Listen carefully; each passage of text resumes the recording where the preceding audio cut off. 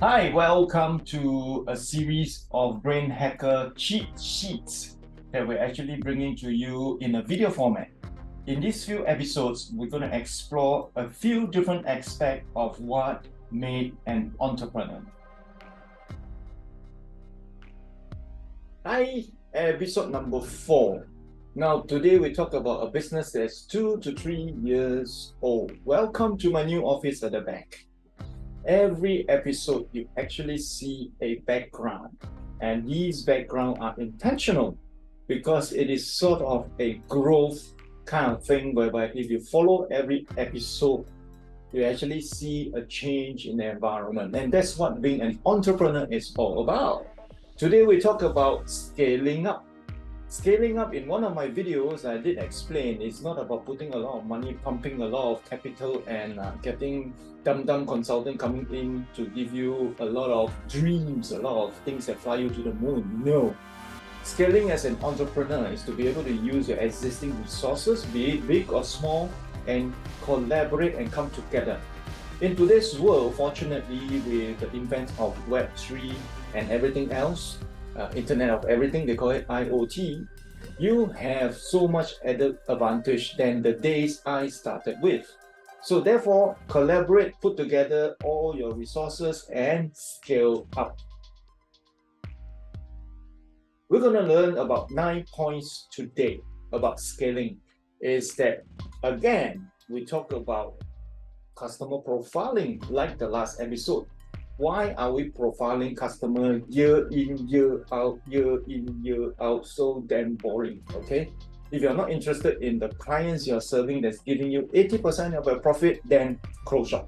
So client profiling is something you need to do, whether you like it or not. If you don't like it, get someone else that can. An enterprise that's about 2 to 3 years old, there's a good chance that people will come on in as private equity to give you the money, to give you leverage and resources to move further. Next is to be able to scale on the customer profile that is following you, that's giving you business, that like you, that love you, enjoy your services, and believe in the things you do.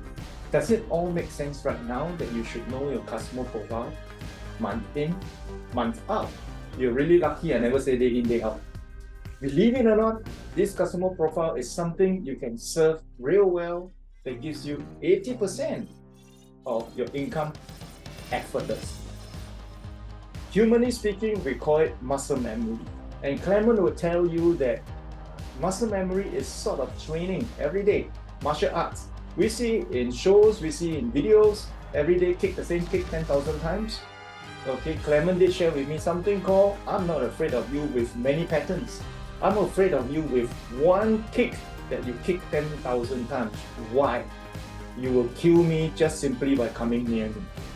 So therefore, a customer profile, if you're not interested in doing it monthly, then why are you in business? I drink coffee with my mentors quite a lot. I buy them coffee, I buy them meals because I appreciate their guidance. No one is an island today. Drinking coffee with mentors are just regular things that you do. Not because you want to give them problem, but because you continue to throw your ideas, your growth, and you need somebody to give you a pointer. You need an elder to be able to give you a direction into the right path. Point number 4, we says explore more the social media. The more social media it is out there today, okay, the more you really need to select the right one. Now, in the last episode, we talked about show up social media. Now, in this episode, we talk about choose the right social media. After running it for 3 years, you've got to know which social media actually gives you conversion to sales. Study them well. Point number 5, something to take note, especially right now when we talk about the Web3 tech. You have the new wealth owner coming up, okay, also known as the millennium. And do you know they have disposable income more than the Gen X, the parents?